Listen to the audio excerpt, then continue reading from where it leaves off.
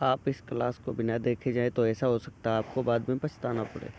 Railway group D की class में आप सभी का स्वागत है। इसमें क्या कहा गया है, ठीक है। पहला क्वेश्चन जो कह रहा है, किसी वस्तु का द्रव्यमान 5 kg है, उस पर 20 न्यूटन बल लगाया जाता है, तो त्वरण कितना होगा। आपको पता है क्या, त्वरण का सूत्र जो होता है न्यूटन के द्वितीय नियम से आता है, F = ma। ये इसका सूत्र होता है त्वरण का, ठीक है। तो आपको यहाँ पे त्वरण निकालना पड़ेगा, ठीक है। तो आप क्या करोगे, अपॉन मास करोगे, ठीक है। तो जैसे ही आपने इतना कर दिया तो समझ लो आप क्वेश्चन के आंसर जो निकलेगा उसके कतई करीब आ गए हो। तो 20 और 5 से भाग दोगे, 5 × 5 5 खूब 4 इसका सही जवाब आ जाता है। तो आप इसका एक बार कॉपी पे नोट कर लीजिए या फिर स्क्रीनशॉट ले लीजिए, ताकि ऐसे क्वेश्चन आपके परीक्षा में लगातार आते रहते हैं, ठीक है। और 2025 के एग्ज़ाम में जो नवंबर दिसंबर में हो रहा है, खूब आसानी से अच्छे तरीके से पूछे जा रहे हैं। तो आप ऐसे क्वेश्चन को बिल्कुल छोड़ के मिस करके मत जाइएगा, ठीक है।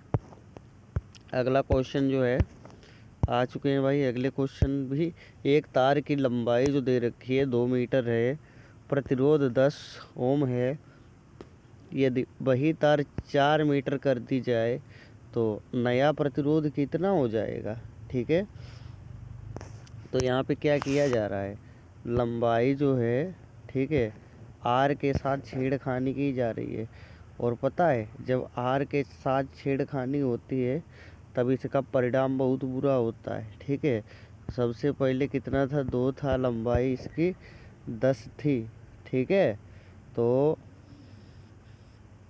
क्या हो रहा था, 20 निकल के आ रहा था, ठीक है। अब यहाँ पे क्या कर दिया गया, 4 कर दिया गया, ठीक है, 4 कर दिया गया। अब क्या होगा, ठीक है। अब हम सबसे पहले देख लेते हैं इसे करेंगे कैसे। तो आपको पता है यहाँ पे पहले लंबाई 2 थी और लंबाई कितनी हो रही है, लंबाई 2 से 4 हो रही है, ठीक है। तो आप आसानी से हल करोगे। ये 10 जो लिखा है, 10 ओम को 2 से भाग दोगे तो निकल के आ जाएगा 5, ठीक है। अब 5 की जैसे 4 से गुणा करोगे तो यहाँ पे 20 परम सत्य आंसर आ जाएगा। अगला क्वेश्चन देख लीजिए क्या कहता है, 50 kg का कोई द्रव्यमान वाली वस्तु को 3 मीटर ऊंचे उठाया जाता है। अब हमें आगे पढ़ने की ज़रूरत नहीं है। जैसे कोई चीज़ ऊपर की तरफ या ऊंचे उठाई जाती है तो आपको पता होना चाहिए, एक सूत्र होता है mgh, मास, गुरुत्वाकर्षण और हाइट। तो ये सूत्र लगता है। और आपको पता है जी का मान यदि ना दे रखा है तो 9.8 या 10 लिख सकते हो, या 10 लिख सकते हो, ठीक है। तो ऐसे क्वेश्चन को कैसे अच्छा लगा के देखते हैं कैसे आता है, ठीक है। 50 यम का मान है, जी का मान 10 मान लिया, 9.8 भी रख सकते हो।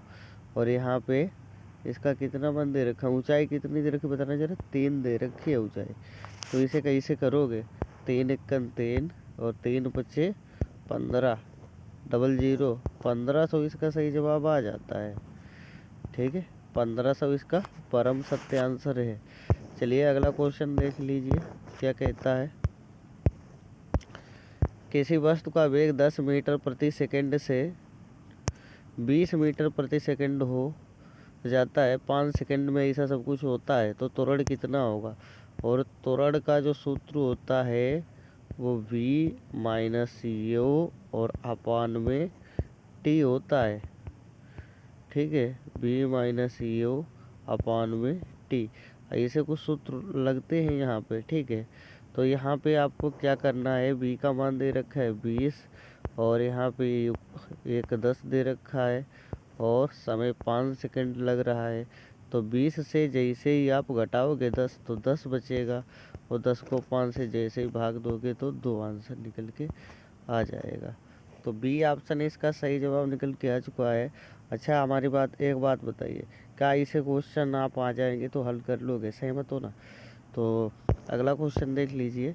एक धारा 2 एम्पेयर है, प्रतिरोध 5 एम्पेयर है, तो धारा वोल्टेज में बताना है कि वोल्ट कितना होगा। बेहद ही इम्पोर्टेंट सवाल है, और रेलवे का तो सबसे मान लो कि पसंदीदा फेवरेट ही बन गया है।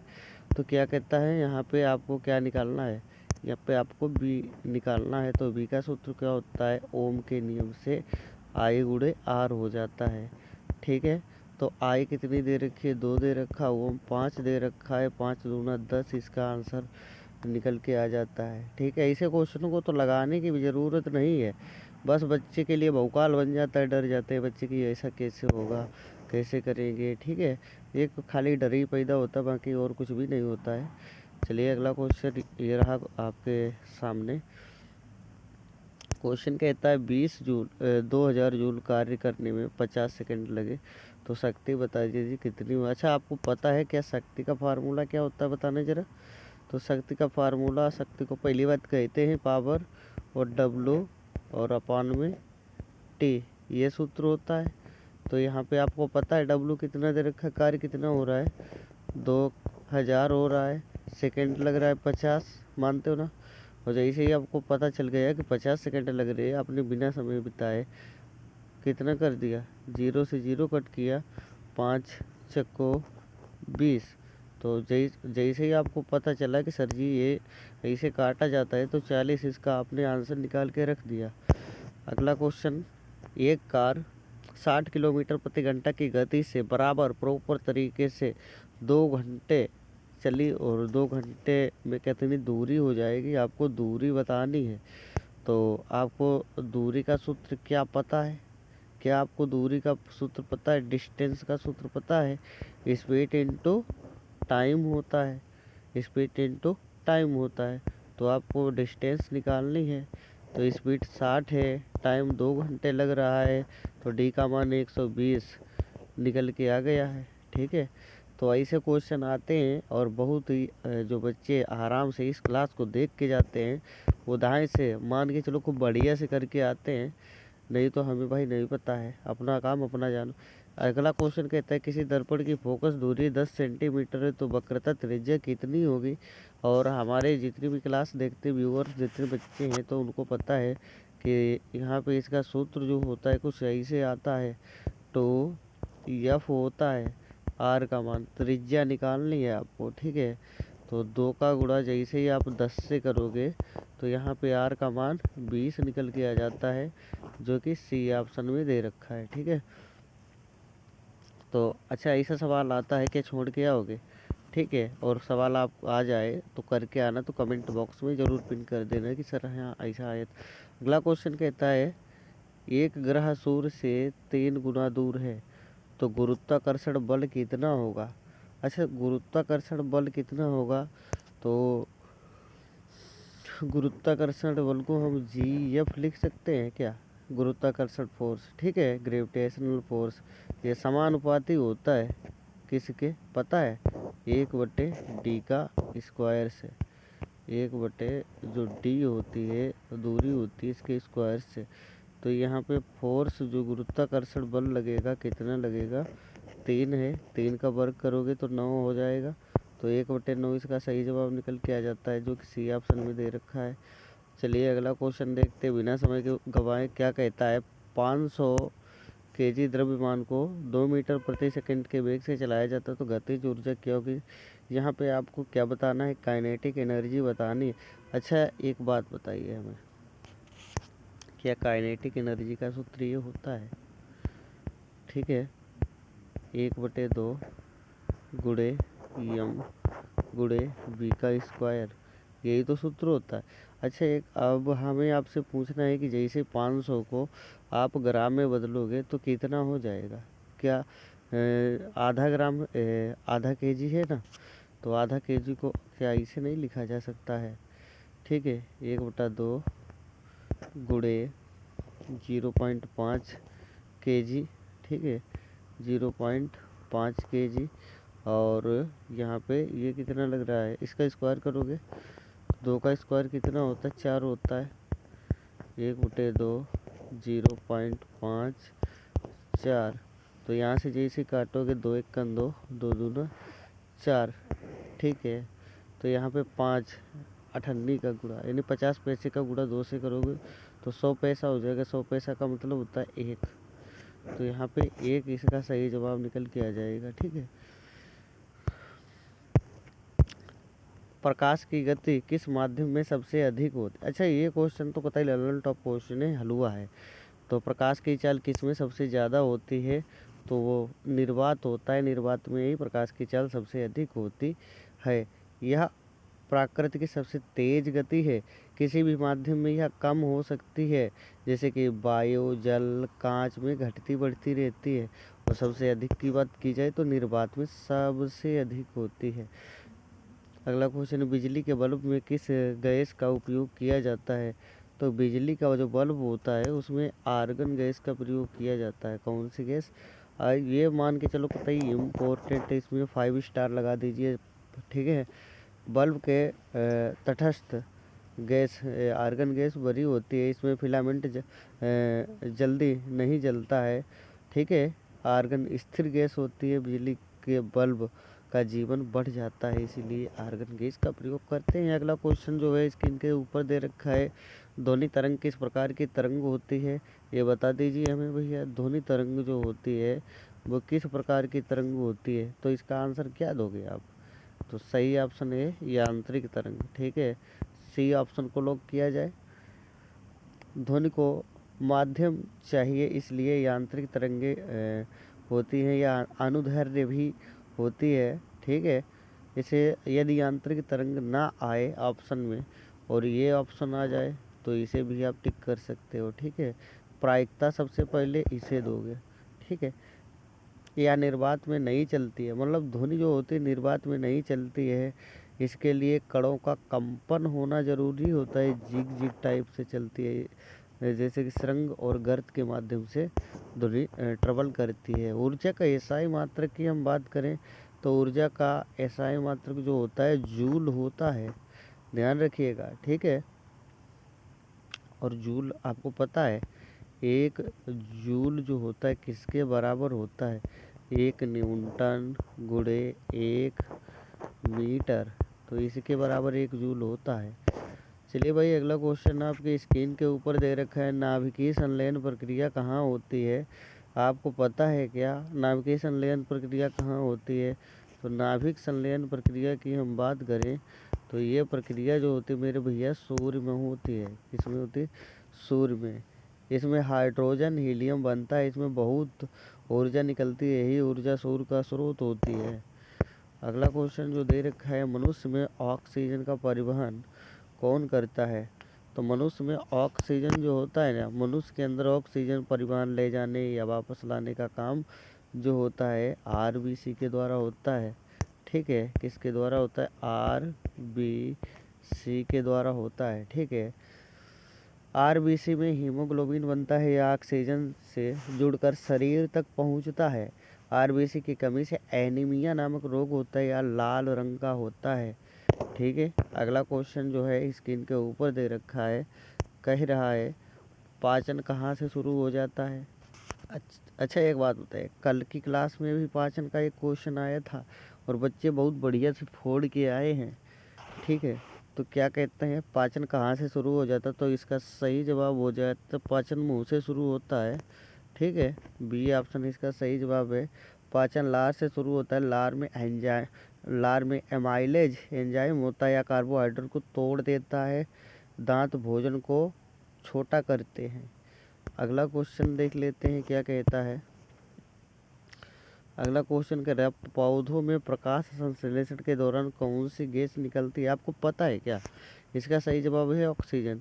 जैसे ही आपको ये क्वेश्चन आ गया तैसे ही आपको पता होना चाहिए, जो पेड़ पौधे होते हैं ना वो CO2 गैस को तो ग्रहण करते हैं।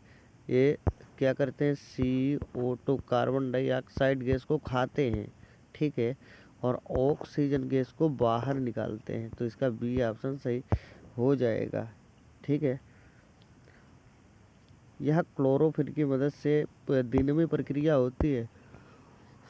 मानव हृदय में कुल कितने कक्षक होते हैं? ये तो रेलवे का कतई फेवरेट क्वेश्चन बन चुका है। ये कल की क्लास में भी आ गया था ऐसा क्वेश्चन, सेम आज भी आ गया है। मानव हृदय में कितने कक्षक होते हैं? तो आपको पता होना चाहिए 4 कक्षक होते हैं, ठीक है। 2 अलिंद होते हैं और 2 निलय होते हैं। इसमें शुद्ध और अशुद्ध रक्त अलग अलग रहता है, ठीक है। अगला क्वेश्चन जो है स्क्रीन के ऊपर आ गया, इसे भी कर डालो। हड्डियों को मजबूत करने के लिए कौन सा विटामिन आवश्यक होता है? तो हड्डियों को मजबूत करने के लिए विटामिन, ठीक है, आपको पता है क्या किस विटामिन से हड्डियाँ मजबूत होती है? तो इसका सही जवाब हो जाएगा विटामिन डी। ये कहाँ से मिलता है? सूर्य का प्रकाश से मिलता है, ठीक है। यह कैल्शियम अवशोषक में होता है। इस धूप इसका अच्छा स्रोत है। इसकी कमी से हड्डियाँ कमज़ोर हो जाती है और बच्चों में रिकेटस, जिसे सूखा रोग कहते हैं, वो बीमारी उत्पन्न हो जाती है। तो सभी को 1 घंटे धूप में ज़रूर बैठना चाहिए। सोडियम का प्रतीक क्या होता है? तो सोडियम का प्रतीक जो होता है Na होता है, ठीक है। अगला देख लीजिए, सोडियम की बात कर लें, थोड़ा सा सोडियम आ गया तो इस एक्स्ट्रा जानकारी दे दे बच्चों को। यह अत्यधिक अभिक्रियाशील धातु होती है। इसे पानी में नहीं रखा जाता, पानी में बहुत बढ़िया से विस्फोट करती है, ठीक है। यह 4 धातु समूह में आता है। पानी का पीएच कितना होता है? तो आपको पता होना चाहिए पानी का पीएच जो होता है 7 होता है, ठीक है। यदि 7 से 60 7 यानी 7 से कम है तो पानी कैसा होगा? तो पानी अम्ल होगा।